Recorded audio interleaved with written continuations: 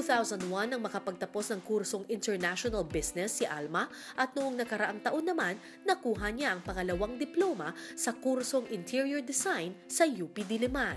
Sa parehong taon din, naipasa niya ang board exam para sa Interior Design. Actually, second graduation ko na kasi I graduated yung business nga. Pag kuha ng diploma from UP, parang wow, UP, parang nakakatuwa. Kasi inisip ko lang una laro-laro lang, tsaka inisip ko lapit lang sa bahay. Ngayon, kasama ang kanyang mga kaibigan, nagtayo sila ng sarili nilang interior design company at tinawag nila itong Espasyo Manila. Kami nag-design ito. So, meron na kaming company, mga batchmates ko sa UP. Ito naman yung project namin. Pasok. Dati siyang old house, tapos nilagyan namin ng accent wall. Mag-hi ka, Nona. Hi! Hi kayo sa camera. Nilagyan namin ng sliding door. Inopen namin yung wall doon para mas mahangin. Ito na yung den, tapos this will be the kitchen with restroom. Dati, sarado tong pinto na to, ay yung wall na to, tapos binuksan na rin.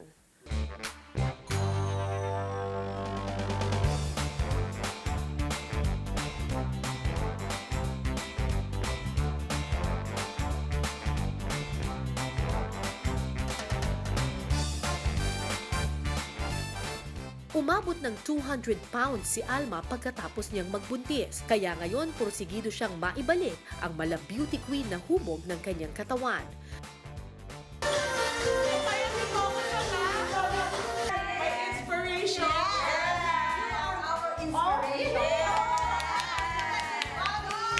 She works out every day.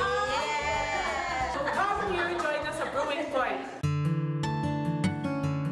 Pero ang pagpapahalaga ni Alma sa kalusugan ay may mas malalim pa palang dahilan. 8 taong gulang lamang si Alma nang magkaroon siya ng epilepsy dahil sa depresyon. At mahirap mabuhay ng may epilepsy. Knowing that I'm normal and at the same time, knowing that I can die anytime made me bold.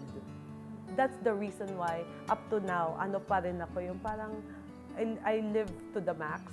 Paano ba yung pag nagsi-seizure? Are you conscious or No. hindi?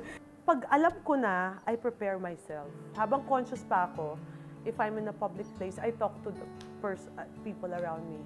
Himatay na ko, ito gagawin nyo, wala kayong papasok sa bibig ko, huwag kayong magpapasok ng kutsara sa bibig ko. Just protect my body, hold my head, and count 10 minutes. If I go beyond 10 minutes, take me to the hospital. But if I stop before 10 minutes, please, don't take me to the hospital. Kasi I don't like waking up sa hospital. I hate it. Tapos biglang ngayon, at age 38, biglang wala. Parang nawala.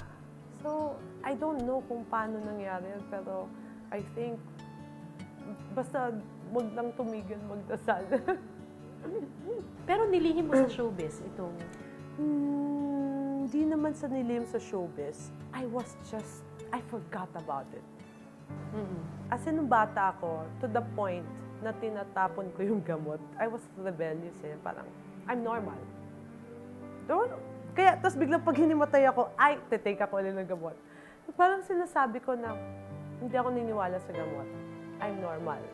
So, I tested my body. I challenged my body na hindi naman siya intentional na itago. It's just that I wanted to live a normal life.